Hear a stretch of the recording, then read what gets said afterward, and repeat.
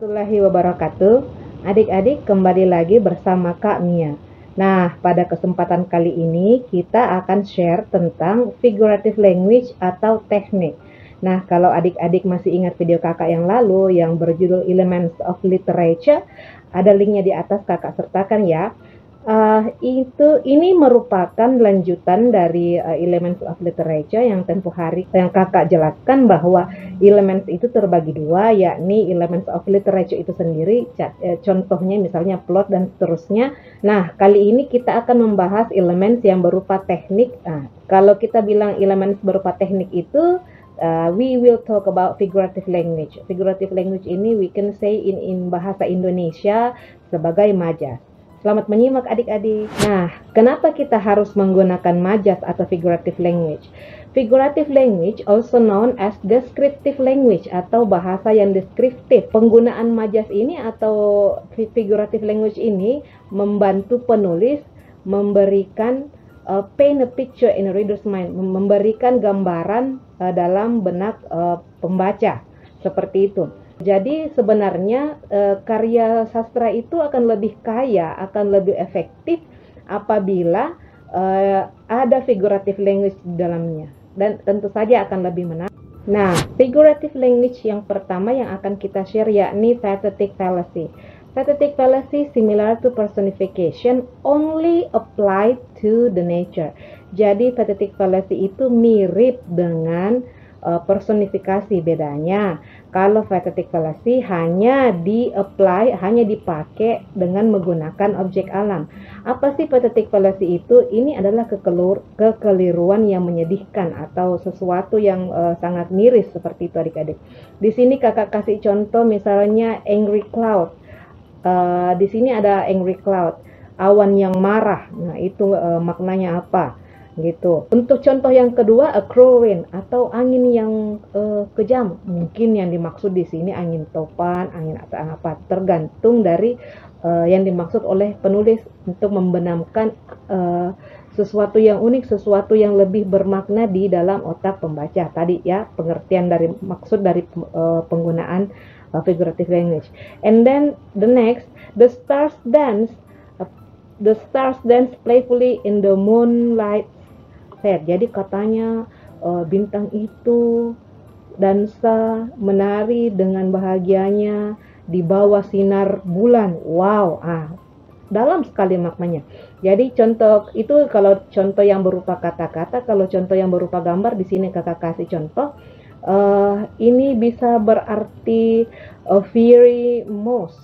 Moss itu adalah lumut. Jadi kalau fiery itu sangar. Berhubung lumutnya warna orange, makanya diartikan sebagai mouse-nya lagi sangat, mouse-nya ini sangar. Padahal tergantung pembaca apa yang dibenamkan di kepala kita, maksud dari mouse ini, MOSS ya, mouse. Untuk figurative language yang kedua, kita akan share tentang symbolism. Symbolism is using an object or action that means something more than its literary meaning. Jadi symbolism itu adalah penggunaan objek atau dengan tindakan yang berarti sesuatu yang lebih dari arti harfiahnya sendiri.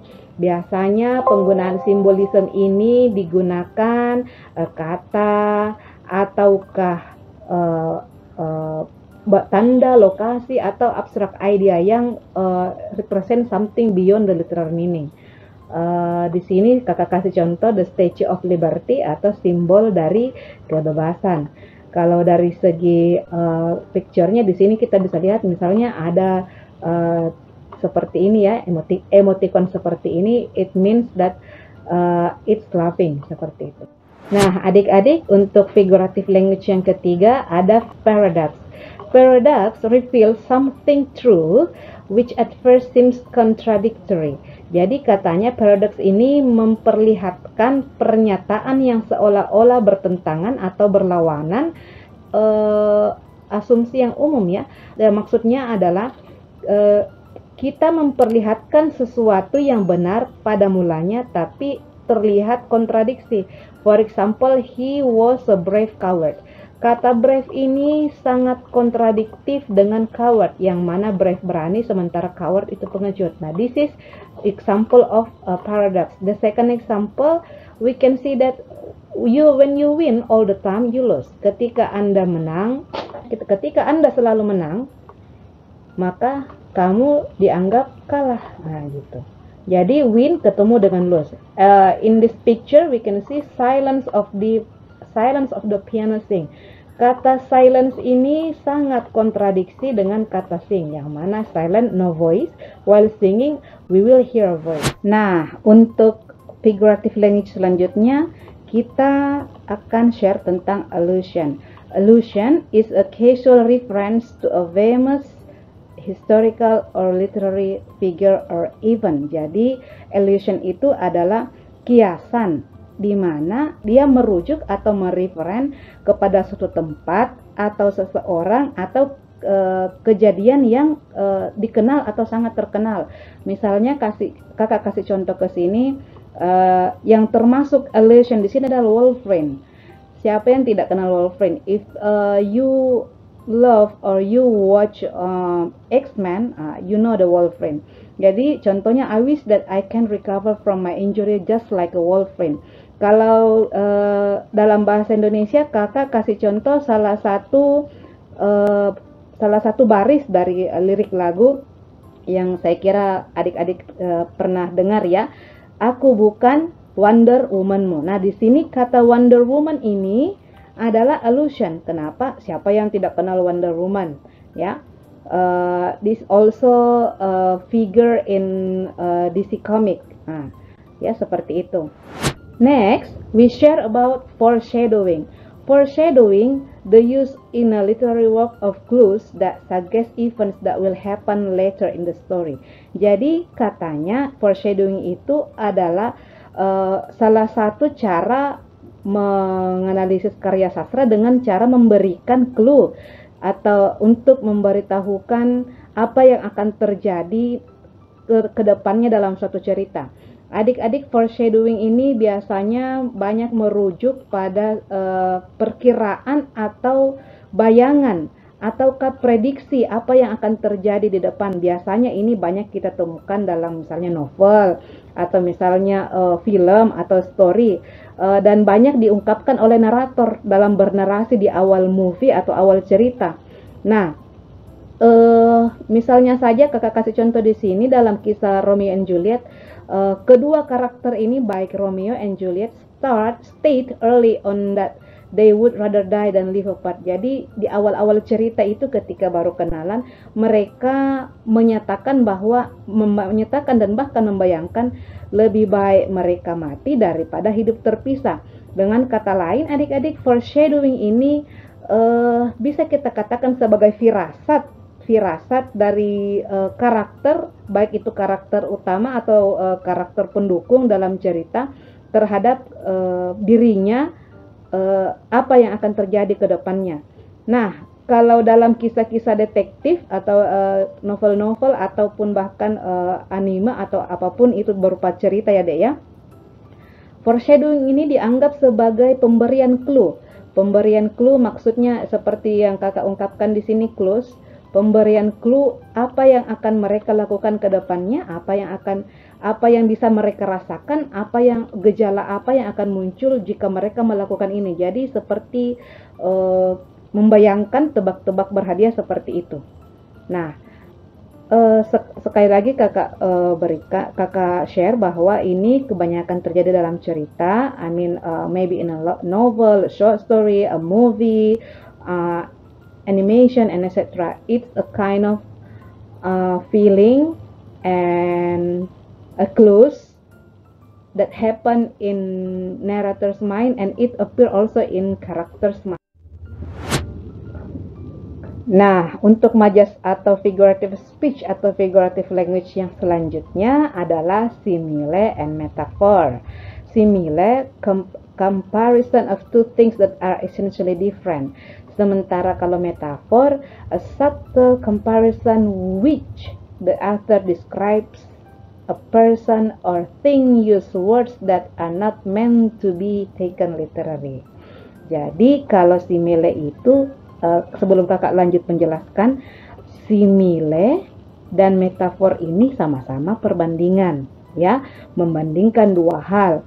Bedanya kalau simile dia menggunakan kata-kata perbandingan, misalnya like dan as. Kalau metafor dia tidak menggunakan kata-kata seperti itu adik-adik, tapi dia langsung menggunakan kata yang maknanya bukan makna harfiah, tapi mengandung makna yang sudah lain dari makna sebenarnya. Contoh untuk simile, kita ambil dari puisi Robert Burns, My love is like a red rose. Yang menunjukkan makna simile di sini adalah adanya kata like. Ini like bukan suka. Ini artinya seperti, bagaikan, ya. Ini contoh untuk simile. So if you find a sentence or a lyric in the song which contains of word like or as, it is compare with another thing. Jadi dia mengcompare, dia membandingkan satu hal dengan hal yang lainnya. Nah, contoh untuk metafor yang paling sederhana, I think you know it, you heard it every day. Contohnya di sini, time is money. Kalau kita mengacu kepada literary meaning atau makna harfiah atau makna sebenarnya, literary meaning dari time is money ini adalah waktu itu uang. Waktu adalah uang. But here it doesn't mean time is waktu itu adalah uang, tapi di sini maksudnya waktu itu sangat berharga. You have to spend your time effectively, not spend your time wastely, seperti itu. Jadi kita harus menggunakan waktu sebaik-baiknya karena waktu itu tidak akan berulang, seperti itu. Nah, contoh lain dari simile bisa kita temukan banyak di dalam ini deh, di dalam mau puisi, mau lagu, mau buku. Nah, contoh yang kakak pernah dengar itu, yang kakak ingat ya, lagunya Ronan Keating. If you know Ronan Keating, member of Boyzone, Life is a roller coaster. Life is a roller coaster. Hidup itu seperti roller coaster. You know roller coaster itu plaything, alat-alat untuk bermain ada di taman mainan. Jadi life is a roller coaster. Seperti hidup itu seperti roller coaster. Ya, seperti itu deh. Nah, kalau contoh untuk simile biasanya misalnya as big as building, as much as possible, to eat like a pig, makan seperti babi. Another example maybe, ya banyak seperti itu deh. Pokoknya intinya kakak ulangi, untuk simile dan metafor sama-sama perbandingan. Kalau simile pakai kata kunci like and as, banyakkan seperti itu deh. Kalau metafor dia tidak menggunakan kata-kata perbandingan, tapi kata yang langsung digunakan itu tidak menggunakan makna literar atau makna harfiah, tapi dia mengacu kepada makna yang lain, seperti itu. Tadi kakak kasih contoh di sini ya, sudah jelas. I think that's quite clear. Kalau adik-adik mungkin merasa kurang jelas, bismillah ki tag kakak di Facebook, atau mungkin bisa adik-adik langsung komen di bawah ya. Now we come to imagery. Imagery ini adalah figure of speech atau figurative language when a writer invokes the five sense. Jadi figurative language ini terjadi ketika penulisnya itu menggunakan five sense atau kelima indera kita, indera pencium, indera pendengar, perasa, dan seterusnya. Contohnya di sini, the smell reminded him of rotting tomatoes. Jadi katanya bau itu mengingatkan dia kepada pada tomat yang sudah busuk. Nah, kalau contoh yang kakak kasih misalnya her face is a garden, mukanya seperti taman, artinya mungkin banyak jerawatnya atau warna-warni kah karena terlalu banyak eyeshadow atau bagaimana, Allahu alam, seperti itu. Atau misalnya di sini the veins was uneven like a baby teeth growing awkwardly in.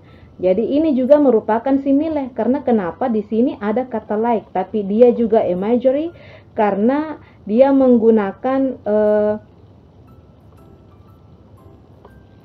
teeth growing. Jadi artinya di sini ada indera pengecapnya ya, seperti itu deh. Jadi ingat kata kunci adalah menggunakan indera, kelima indera, salah satunya saja ya.